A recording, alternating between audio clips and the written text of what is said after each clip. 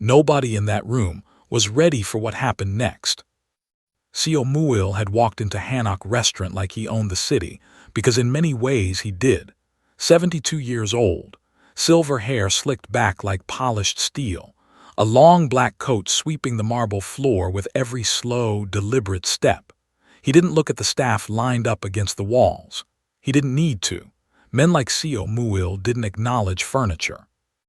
Behind him, 50 men in matching dark navy suits stood in perfect military stillness. And to his right stood his son, Seo Do-yun, broad shoulders, neck tattoos, eyes that scanned every corner of the room like a loaded weapon looking for a reason. The entire hall held its breath. 2 hours earlier, the kitchen had smelled like roasted sesame oil and pure panic.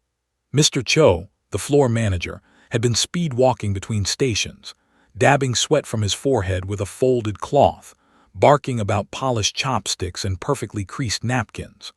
When the head server locked himself in the bathroom and flatly refused to come out, Mr. Cho spun around and grabbed the nearest available staff member without a single second of thought. He grabbed Maya Journey. 24 years old, soft-spoken, a black girl in a crisp white uniform, braided hair pinned neatly, eyes that stayed low and asked for nothing. She had spent 3 years in New York quietly perfecting the art of being invisible, of taking up as little space as possible in rooms that were never built for her. She had absolutely no idea that in less than 60 seconds, standing between the two most dangerous men in the Korean underworld, that invisibility would be gone forever. Stay with me until the end. Before I tell you how the story unfolds, please take a moment to like and subscribe, but only if this story resonates with you, and let me know in the comments where are you watching from and what time is it there. Maya Journey had a system. She arrived 30 minutes before every shift. She knew which floorboards creaked near the service station. She knew which managers liked silence and which ones needed to feel like they were in charge. She kept her answers short, her movements small, and her eyes pointed slightly downward, not low enough to look afraid, just low enough to be forgettable. It worked. Most nights she moved through Hanok like a shadow with a tray. Customers looked past her. Coworkers worked around her. That was exactly how she needed it. Tonight, though, the kitchen was different. Louder. Faster. Everyone was moving with their shoulders up near their ears, the way people move when something important is about to happen and they're not sure they're ready for it. Maya kept her head down and focused on her station. She was restacking a set of small ceramic side dishes when she heard it, the new server, a young guy named T, practicing a dish name under his breath. He was saying it completely wrong. The syllables were flat and rushed, like he had learned it from a spelling sheet instead of a human being. "It's donjangjjigi," Maya said quietly without looking up. The vowels were smooth and correct, the rhythm exactly right. The second syllable drops a little, like this. T blinked at her. "How do you?" Maya had already turned back to her station. She felt 2 other coworkers glance in her direction and kept her face perfectly still. Too much, she thought, too loud. Stop that. She was good at knowing when she had shown too much. She had been practicing that too. The kitchen speakers were playing a modern K-pop song, something bright and fast that nobody was really listening to. Then the song changed. The pop melody faded out and something older came in, the slow, curved notes of a geum, a traditional Korean string instrument that sounded like it was being played somewhere far away and long ago. Maya's hand stopped moving. Just for a second, just long enough for her chest to tighten around a feeling she didn't have a name for anymore. It was the sound of her father's house in Seoul. Sunday mornings, the smell of barley tea. Professor Yoon sitting at his desk with his reading glasses on, humming softly to music exactly like this. She picked up her tray and exhaled slowly. He had been gone for 3 years.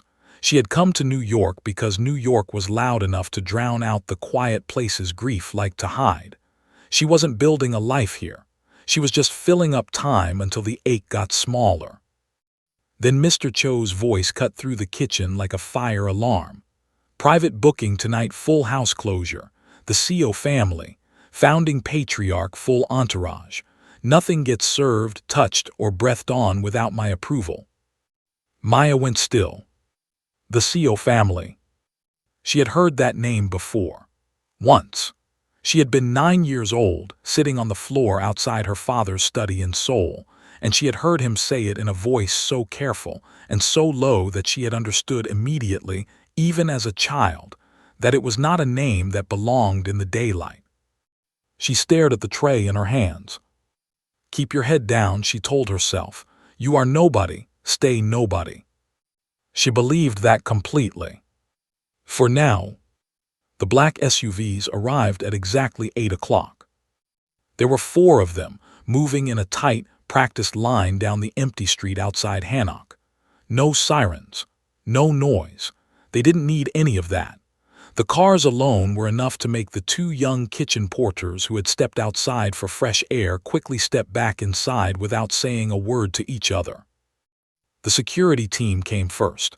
6 men in dark suits who moved through the restaurant entrance like they were clearing a building, not arriving at a dinner. They checked corners. They checked the back hallway. One of them walked the full length of the private dining corridor without making eye contact with a single staff member. Nobody asked them any questions. Nobody dared. In the kitchen, someone turned the music off. The silence that followed felt like a held breath. Then the doors opened again, and Seo Do-yeon walked in. He was younger than Maya had imagined, early 30s maybe, but there was nothing young about the way he moved. Broad across the shoulders, fitted dark suit, no tie. The tattoo on his neck crept up past his collar like dark ivy climbing a wall. His hands, clasped loosely in front of him, were tattooed across every knuckle. He didn't scan the room the way the security team had. He absorbed it. One slow look from left to right, and you got the feeling he had already memorized everything and filed it away somewhere cold and permanent. 3 of the kitchen staff suddenly found very important things to do near the back wall. James, the head server, a confident man who had once handled a table of visiting diplomats without flinching, took one look at Seo Do-yeon's expression through the service window, set down his notepad, walked to the staff bathroom and locked the door. He didn't come back out. Then Seo Moo-il entered. He came in last, which Maya would later understand was deliberate. The silver hair, the long black coat, the slight, unhurried pace of a man who had never once in his life needed to rush. He paused just inside the entrance and looked at the room the way a person looks at something they are deciding whether to keep, not admiring it, measuring it. The entire staff seemed to shrink by 3 inches. Mr. Cho appeared at Maya's elbow so suddenly, she nearly dropped her tray. Journey, his voice was a tight whisper. He's unavailable, you're taking the patriarch's table. He was already straightening her collar with nervous fingers. Water first, then the welcome tea. Don't speak unless spoken to, don't hover, don't. Mr. Cho, Maya kept her voice steady. How long do I have? He looked at his watch, then at the door, then back at her. 30 seconds. He walked away. Maya looked across the restaurant at Seo Moo-il, who was now moving slowly toward the private dining corridor. 30 seconds. She picked up her tray and followed. Maya had one job. Pour the water, take the order, disappear. She repeated it quietly in her head as she walked down the private dining corridor, tray balanced in both hands, eyes forward. The corridor felt longer than it had this afternoon. The white chrysanthemums on the side tables seemed brighter under the low lights, almost too white, like something placed at a ceremony rather than a dinner. She pushed the thought away and stepped through the entrance of the private room. Seo Moo-il was already seated at the head of the long table. He had removed his coat, and it was draped over the chair beside him like a sleeping animal. He was looking at the menu, but not really reading it. His expression was flat and cold, the way a man looks when he has been disappointed so many times that he has stopped being surprised by it. He had not acknowledged the two staff members who had set the table before Maya arrived. He did not acknowledge Maya when she entered. She was furniture. She was fine with that. She moved to his right side, reached forward and began to pour the water. Steady hand, quiet pour, clean finish. She had done this 1,000 times. She opened her mouth to say "Saijang Haejusumnida," the standard phrase, polite and forgettable, the kind of thing servers said without thinking and guests heard without listening. And then Seo Moo-il looked up. It wasn't a dramatic movement. He simply raised his eyes from the menu and they landed on her, and Maya felt it like a physical weight. 72 years of authority. 72 years of being the most powerful person in every room he had ever entered. It was all sitting right there in his gaze, quiet and total and completely unbothered by her presence. Something in Maya's body stopped listening to her brain. Her knees bent. Her hands came together. Her back straightened and then curved forward in a slow, controlled arc. A kyunjeol, a full ceremonial bow, the kind reserved for Korean royalty and patriarchs of the highest order. The kind Maya had learned on a wooden floor in Seoul at age 8 with Professor Yoon's gentle hand correcting the angle of her spine. And then the words came. Not her words, old words, court words.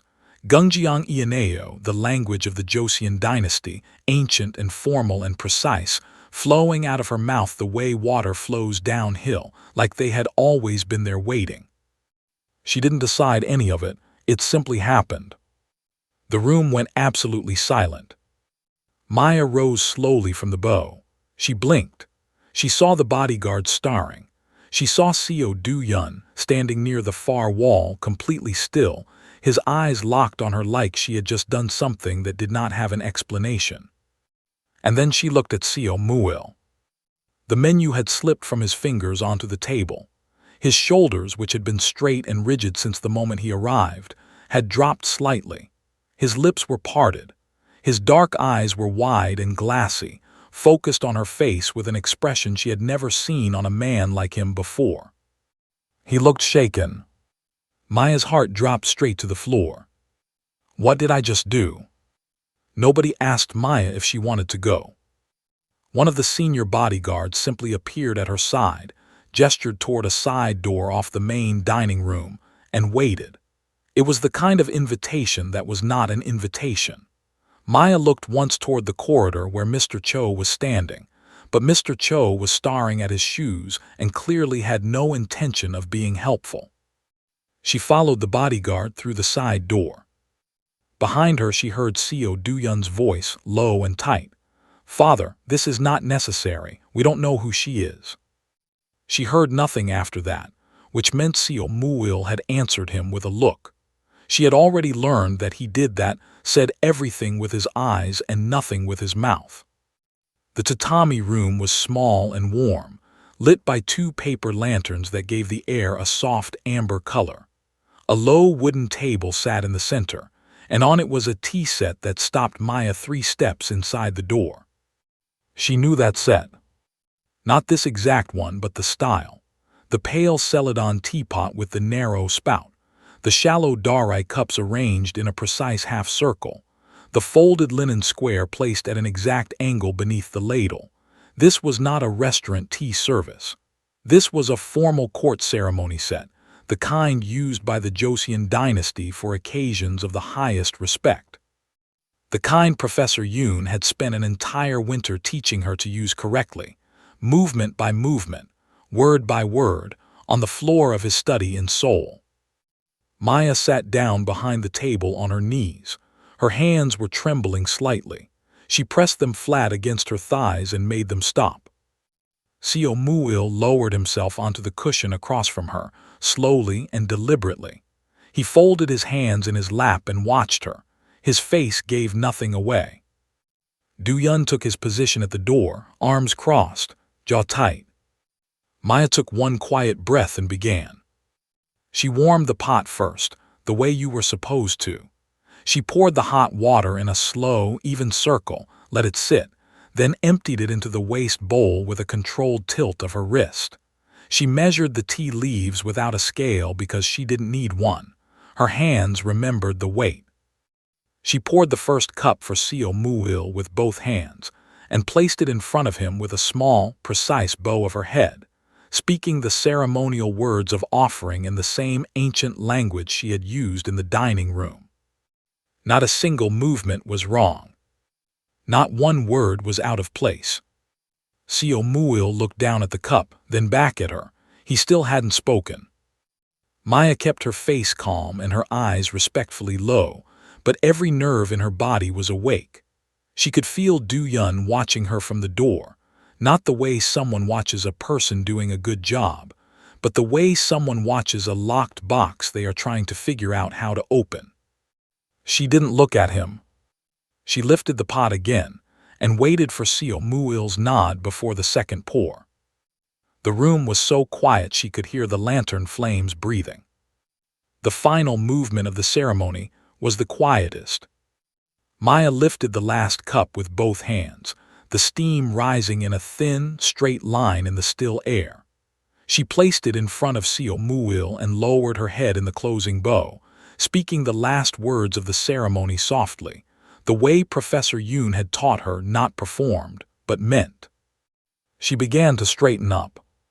And that was when she saw it. It was small, easy to miss. A flicker of light in the polished black surface of the lacquer serving tray beside the table, the kind of tray that caught reflections the way still water does, showing you things that were happening behind you. Maya almost didn't register it. Her brain had already begun to file it away as nothing. Then her father's voice came back to her, clear as a bell. In any room, Maya, always know where the light comes from. Light bounces off danger first. She had been 11 years old when he said that. She had been sitting beside him in a government building in Seoul, waiting while he spoke with men whose names she was never told. He had said it quietly, like a habit, like breathing. She had never forgotten it. The reflection in the tray showed the paper screen behind Seo Moo-il's left shoulder.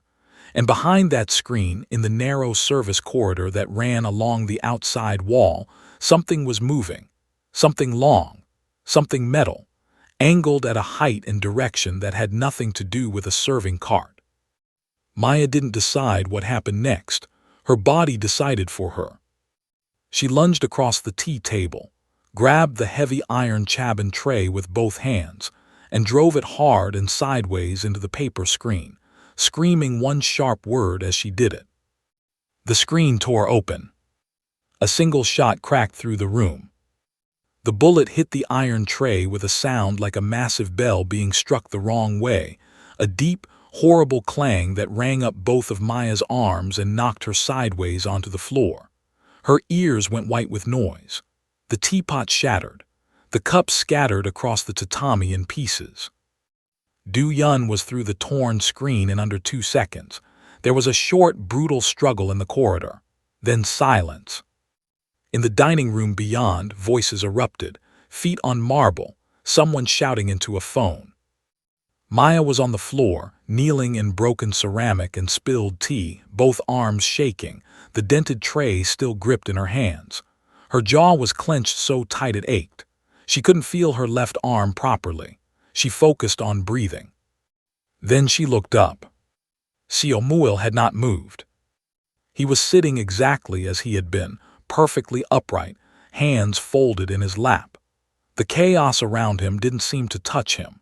He was looking at Maya the way you look at something you have been searching for without knowing you were searching. The warmth from his expression earlier was gone. This was something else entirely. "Who are you?" he asked. His voice was low and completely calm. And Maya understood immediately. This was not the question he had asked with his eyes in the dining room, the soft question full of old memories and gentle surprise. This was the real question. And it required the real answer. Nobody asked if she wanted to come. One moment Maya was still on the tatami floor with broken ceramic around her knees and a ringing in both arms. The next, Du-yun was back through the torn screen. 2 bodyguards were lifting her firmly to her feet, and the group was moving. Down the back corridor, through the kitchen exit, into the cold night air of the alley behind Hanok, where 3 black SUVs were already running. Maya looked once toward the street. Do-yeon stepped smoothly into her line of sight without touching her. The message was clear enough. She got in the car. The drive to New Jersey took 40 minutes. Nobody spoke. Seo Moo-il sat in the front vehicle. Maya sat in the second, wedged between 2 bodyguards who stared straight ahead the entire time. Do-yeon sat across from her in the rear-facing seat, his elbows on his knees, watching her with the focused patience of someone who had decided to wait until he had the right room for the right conversation. Maya kept her hands folded in her lap and her breathing even. The compound appeared suddenly behind a long stretch of dark road lined with old oak trees. The outer walls were pale stone, carved with traditional Korean latticework patterns at the top, the kind of decorative detail you might see on a historical building in Seoul. It looked from a distance like a cultural institute or a private museum. Up close, the walls were 4 meters high, and the gates were solid reinforced steel. Guards with earpieces stood at both sides. It was beautiful, and it was a fortress, and it was both of those things completely on purpose. Inside, the house was worse. Not worse in condition. In every physical way it was extraordinary. Dark polished wood floors, high ceilings, display cases along the main corridor holding Joseon-era Celadon pottery and bronze ceremonial objects behind museum-quality glass. A large ink calligraphy scroll hanging in the entrance hall, the brushstrokes so old and precise they looked like they belonged in an archive. And through a half-open door, Maya glimpsed a library, floor-to-ceiling shelves, texts so old their spines had no printed titles, only handwritten labels in classical Hanja. She recognized 3 of them. Professor Yoon had owned the same editions. She had fallen asleep on his study floor more than once with those exact books stacked beside her head. She made her face do nothing. Do-yeon brought her to his study at the end of the east corridor and closed the door. The room was simpler than the rest of the house.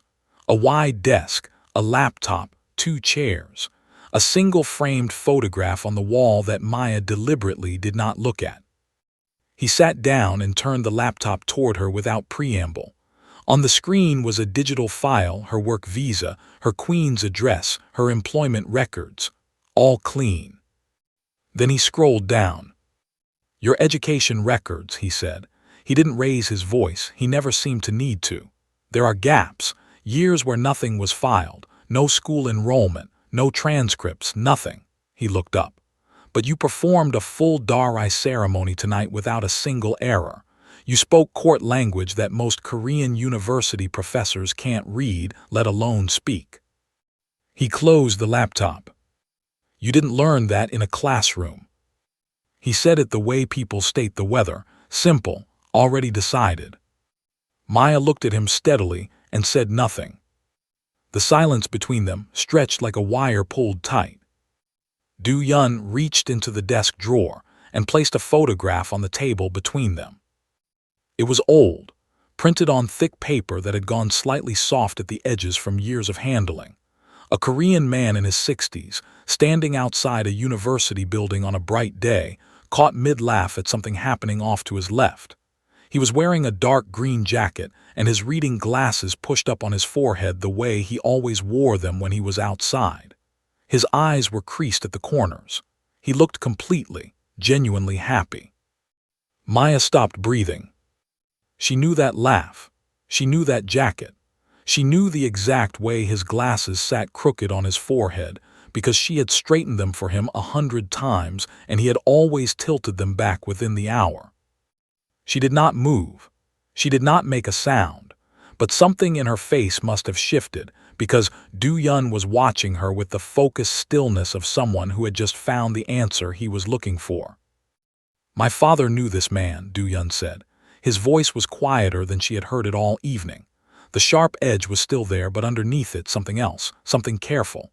"Professor Yoon Yi-won. He was a cultural linguist at Yonsei University. He helped our family preserve certain documents, private records, codes written in old language that nobody else could read. He paused. He never asked what the documents contained. He never told anyone he had seen them. My father trusted very few people in his life. This man was one of them. Maya's hands were very still in her lap. He died 3 years ago, Do-yeon said. I know, Maya said. It came out before she could stop it, low and flat like a door closing. Do-yeon looked at her. For the first time all night his expression wasn't calculating or cold or unreadable. It was something closer to human. He had a daughter, adopted, black girl, raised in Seoul from early childhood. We were told she stayed in Korea after he passed. The silence in the room was enormous. It had weight to it. Maya could feel it pressing against her chest. She reached up slowly and pulled the thin chain out from beneath her uniform collar. The jade pendant caught the desk lamp light as it swung gently between her fingers. Small and oval, pale green, carved with a single Hanja character in clean, deliberate strokes. In benevolence. Professor Yoon had worn it every day for as long as Maya could remember. She had seen it resting against his collar at breakfast and at his desk and at his hospital bedside. The morning before he died he had reached up, lifted it over his head, and placed it in her palm without a word. She hadn't taken it off since. Do-yeon stared at the pendant. The silence stretched long and thin. When he finally looked up, something in his face had shifted completely. He sent you here, he said softly. It wasn't an accusation. It wasn't even really a question. It was the sound of something falling into place. The door to Do-yeon's study burst open without a knock. A young man in a dark suit, one of the tech team from the look of him, laptop under his arm and panic written plainly across his face, stepped inside and spoke in fast, low Korean directly to Do-yeon. Maya caught every word. She kept her face neutral and her eyes down. Do-yeon stood up from his chair, so quickly it rolled back and hit the wall. When, he said. 20 minutes ago, he used the emergency protocol. The chaos from the restaurant gave him the window. Do-yeon turned to the desk and opened his laptop. His jaw was tight. Maya watched his expression move through several things very quickly and land on something cold and controlled and furious. He pulled up a screen showing a series of account transfers, long strings of numbers moving in neat rows, each one representing more money than Maya would earn in several lifetimes. Park Sung-jin, he said, not loudly. The name came out quiet and precise, the way you'd place a knife on a table. Maya recognized the name. She had heard Mr. Cho mention it in the kitchen earlier in the evening, the lieutenant who had personally approved the restaurant's security arrangements for tonight, the man who had designed the window he then climbed through. He locked the vault before he ran, the tech team member said. The transfer completes in 53 minutes. We can't get in. The cipher, he hesitated. Boss, the cipher isn't digital. We don't know what it is. Do-yeon turned the laptop around. On the screen inside the vault's access panel was a text prompt. Not a password field, not a numbered code. A sentence.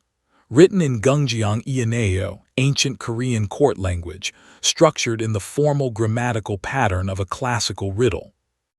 Do-yeon stared at it. The color had shifted in his face.